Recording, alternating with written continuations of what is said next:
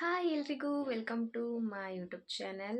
ಇವತ್ತು ಏನು ಬ್ಲಾಗ್ ಅಂತಂದರೆ ಉಡುಪಿಗೆ ಹೋಗ್ತಾ ಇದ್ದೀನಿ. ಇದು ಸೆಕೆಂಡ್ ಟೈಮ್ ಉಡುಪಿಗೆ ಹೋಗ್ತಾ ಇರೋದು ನಮ್ಮ ಫ್ರೆಂಡ್ ಮನೆಗೆ. ಸೊ ಹಾಗಾಗಿ ಬ್ಲಾಗ್ ಮಾಡೋಣ ಅಂತ ಹೇಳಿ ಬ್ಲಾಗ್ ಸ್ಟಾರ್ಟ್ ಮಾಡ್ತಾ ಇದ್ದೀನಿ.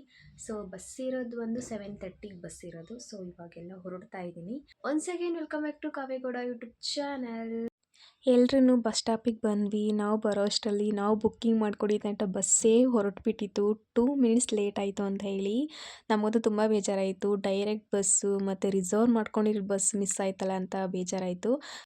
ಆಮೇಲೆ ಮಂಗಳೂರು ಬಸ್ ಇತ್ತು. ಸೊ ಮಂಗಳೂರಿಗೆ ಹೋಗ್ಬಿಟ್ಟೆ ಹೋಗೋಣ ಅಂತ ಹೇಳಿ ಹೊರಟ್ವಿ. ಫೈನಲಿ ಉಡುಪಿಗೆ ರೀಚ್ ಆದ್ವಿ. ಮನೆಗೆ ಹೋಗಿದ ತಕ್ಷಣ ಆಂಟಿ ಅಂಕಲ್ ಎಲ್ಲರೂ ತುಂಬ ಚೆನ್ನಾಗಿ ಮಾತಾಡ್ಸಿದ್ರು. ನಂಗಂತೂ ಫುಲ್ ಖುಷಿ ಆಯಿತು. ನೆಕ್ಸ್ಟ್ ನಾವು ರೆಡಿಯಾಗಿ ಟಿಫನ್ ಎಲ್ಲ ಮುಗಿಸ್ಕೊಂಡು ಫಸ್ಟ್ ನಾವು ಹೊರಟಿದ್ದೇನೆ ಉಡುಪಿ ಕೃಷ್ಣ ಮಠಕ್ಕೆ.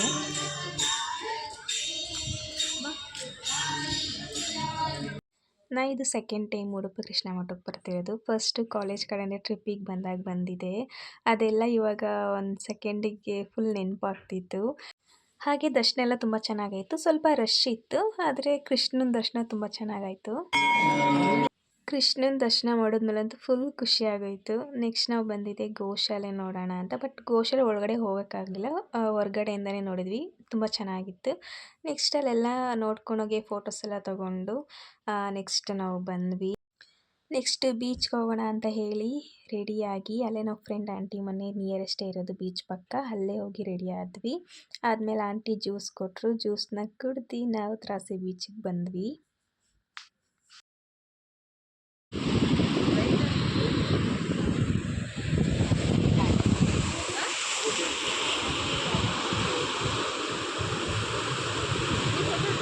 ಬೀಚಲ್ಲಂತೂ ಫುಲ್ ಎಂಜಾಯ್ ಮಾಡಿದ್ವಿ. ಸಖತ್ತಾಗಿತ್ತು ಮಾತ್ರ ಫೀಲು. ಮತ್ತು ನಾವು ನೀರು ಫುಲ್ ಒಳಗಡೆ ಇಳಿಲಿಲ್ಲ, ಯಾಕೆಂದರೆ ತುಂಬ ಅಲೆ ಬರ್ತಿತ್ತು. ಹಾಗಾಗಿ ಮೇಲ್ಗಡೆನೇ ಆಟ ಆಡ್ಕೊಂಡ್ವಿ. ತುಂಬ ಚೆನ್ನಾಗಿತ್ತು.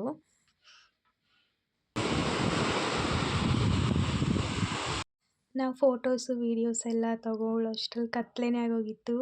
ಫುಲ್ ಕತ್ಲೆ ಆಗೋವರೆಗೂ ನಾವು ಬೀಚ್ ಹತ್ರನೇ ಇದ್ವಿ. ಫುಲ್ ಅಂದರೆ ಫುಲ್ ಎಂಜಾಯ್ ಮಾಡಿಕೊಂಡು ಆ ಅಲೆ ಸೌಂಡ್ಗೆ ಇನ್ನೂ ಅಲ್ಲೇ ಇರೋಣ ಅಂತ ಅನಿಸ್ತಿತ್ತು. ಫೈನಲಿ ಎಲ್ಲ ಎಂಜಾಯ್ ಮಾಡಿಕೊಂಡು ಮನೆಗೆ ಬಂದ್ವಿ. ನನಗೆ ಈ ತುಳಸಿ ಕಟ್ಟೆ ತುಂಬ ಇಷ್ಟ ಆಯಿತು. ನೈಟ್ ಹೊತ್ತು ತುಳಸಿ ಕಟ್ಟೆ ಮುಂದೆ ದೀಪ ಹಚ್ಚಿಟ್ಟಿರ್ತಾರೆ. ನೋಡ್ತಿದ್ರೆ ಎಷ್ಟು ಪಾಸಿಟಿವ್ ಮೈಂಡ್ ಬರುತ್ತೆ ಅಂದರೆ ಸಖತ್ತು ಖುಷಿಯಾಗುತ್ತೆ.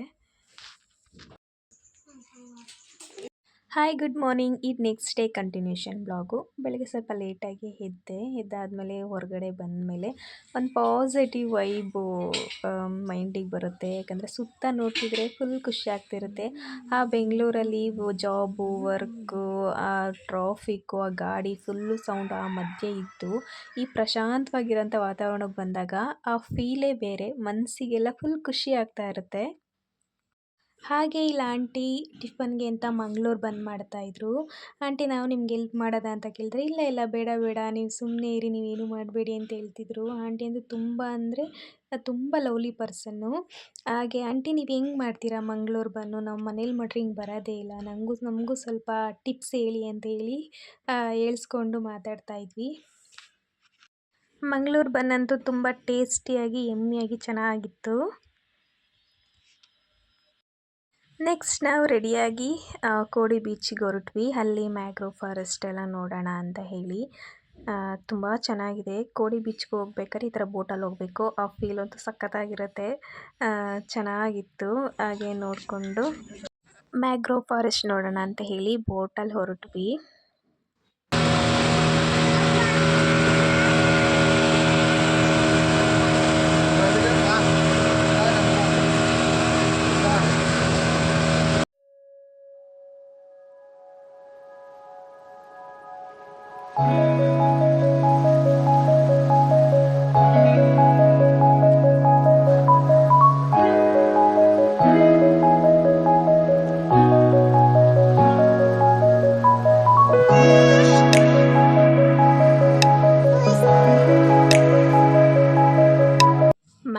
ಫಾರೆಸ್ಟ್ ಅಂತೂ ಮಸ್ಟ್ ವಿಸಿಟ್ ಅಂತಲೇ ಹೇಳ್ಬೋದು. ಅಷ್ಟು ಚೆನ್ನಾಗಿದೆ. ಸುತ್ತ ನೋಡಿದ್ರೂ ಎಲ್ಲಿ ನೋಡಿದ್ರೂ ಫುಲ್ ಮರ, ಗ್ರೀನರಿ ನೋಡ್ತಿದ್ರೆ ಅಲ್ಲೇ ಫುಲ್ ಕಳೆದೋಗ್ತಿದ್ವಿ. ಅಷ್ಟು ಖುಷಿ ಆಗ್ತಿತ್ತು. ಸಕ್ಕತ್ತಾಗಿತ್ತು ಮಾತ್ರ. ಫುಲ್ ಎಂಜಾಯ್ ಮಾಡಿದ್ವಿ ಮತ್ತು ಮ್ಯಾಂಗ್ರೋವ್ ಫಾರೆಸ್ಟು.